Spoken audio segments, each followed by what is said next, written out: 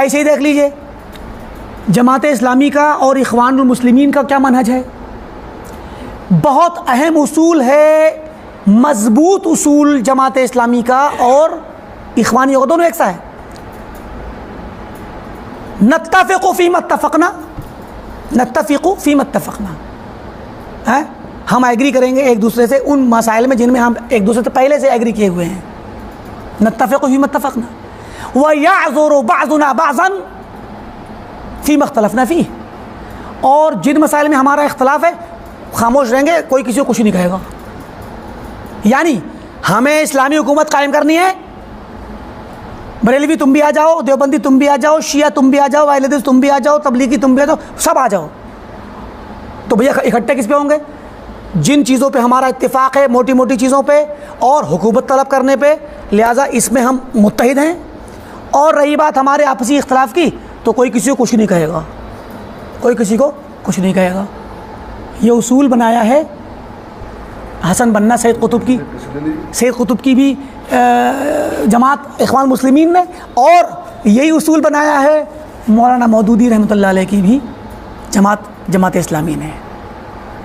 دیکھیے جماعت اسلامی ہو یا کوئی بھی جماعت ہو، عموماً لوگوں کے درمیان کبھی کبھی ایک کنفیوژن ہو جاتا ہے، معاملات کو ہم خلط ملط کر دیتے ہیں. مثال تھوڑی دیر کے لیے مان لیجیے، ابھی جماعت اسلامی ایک صاحب نے میرے پاس ایک اشتہار بھیجا پچھلے ہفتے، وہ اسکالرشپ کے لیے لڑکوں کے لیے انہوں نے کوئی پروگرام لانچ کیا ہے. بہت اچھی بات ہے، مسلم لڑکوں کو اگر آپ تعلیم کے میدان میں آگے بڑھنے کے لیے کوچنگ سینٹر یا اسکالرشپ وغیرہ سروس دیتے ہیں اچھے انداز میں، کم پیسے پہ یا فری میں، جس بھی انداز میں، یہ خدمت خلق ہے. یہ خدمت خلق تو کافر بھی کرے گا وہ بھی تعریف کا حقدار ہے، اور مسلمان کرے گا تو تعریف کے ساتھ ساتھ وہ اجر کا بھی حقدار ہے. تو خدمت خلق یہ الگ شعبہ ہے، اس شعبے میں ہم آپ کی تعریف کریں گے، اس لیے نہیں کہ آپ جماعت اسلامی ہیں، اس لیے کہ آپ نے یہ کام کیا ہے. یہ کام کوئی اور بھی کرتا ہے اس کی بھی تعریف ہوتی. اب یہی مسئلہ تبلیغ جماعت کا ہے. کوئی کہتا ہے بھائی آپ تبلیغ جماعت پر تنقید کیوں کرتے، وہ تو نماز کا حکم دیتے ہیں کہ نماز پر کوئی طرف بلانا بری بات ہے. یہ خلط ملط کرنے، ارے بھائی نماز کی طرف بلانا بری بات نہیں ہے، مگر نماز کو بلانے کے لیے یا نماز کو بلانے کے ساتھ ساتھ وہ جس میتھڈ پہ چل رہے ہیں اور اسلام کے جس دوسری چیزوں کو انہوں نے معطل کر کے خراب کر دیا ہے، مسئلہ تو اس کا ہے. تو اس لیے امور اور معاملات کو اپنے اپنے خانے میں رکھنا چاہیے.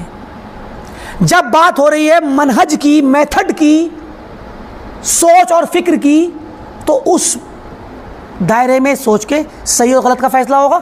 جب میدان عمل میں کسی کی اچھائیاں ہیں، کسی کی خدمات ہیں، کوئی کرتا ہے تو اس خدمت پر اس کو کیا نام ہے، اس کو سراہا جائے گا کہ ہاں بہت اچھی خدمت. مثال ہے کوئی سیلاب آ جائے یا کوئی آسمانی یا اللہ تعالیٰ کی طرف سے کوئی مصیبت، کبھی کوئی زلزلہ آ جاتا ہے، کچھ بھی اس طرح کی چیز ہوتی ہیں اور لوگوں کو ریلیف دینے کا کام کرتے ہیں. آپ کوئی بھی جماعت کرے، کوئی بھی انسان کرے، کوئی بھی دنیا کا ملک کرے، دنیا کی کوئی بھی تنظیم، کوئی بھی دھرم کے لوگ کریں، کوئی حرج نہیں ہے، اچھی چیز ہے، تعریف کی جائے گی، چاہے غیر مسلمی کیوں نہ کریں. تو مراد یہ ہے کہ ان چیزوں سے دھوکہ کھا کر کے یا ان چیزوں کی وجہ سے ہم اپنی آنکھیں بند کر لیں کہ نہیں یہ تو بہت اچھے لوگ ہیں، دیکھو پبلک کو کتنا فائدہ پہنچا رہے ہیں.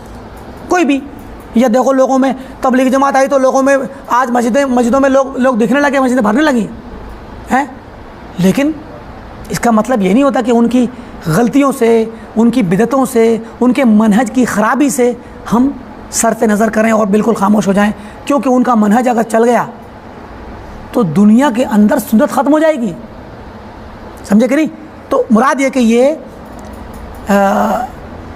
معاملات کو خلط ملط نہیں کرنا ہے، اپنے خانے میں معاملات کو رکھنا ہے اور اسی خانے کے اعتبار سے سمجھنا ہے عقائد میں یہ کیسا ہے، اعمال میں کیسا ہے، سنت و بدعت میں کیسا ہے، منہج میں کیسا ہے، خدمت خلق اور اخلاق عامہ میں کیسا ہے. کوئی بات نہیں، ہر خانے کے حساب سے دیکھیے، اس خانے میں ٹک لگا دی، ہاں کوئی بات. تو لیکن جب بات عقیدے کی ہو، منہج کی ہو، اور یہی اصل ہے، یہی اصل ہے.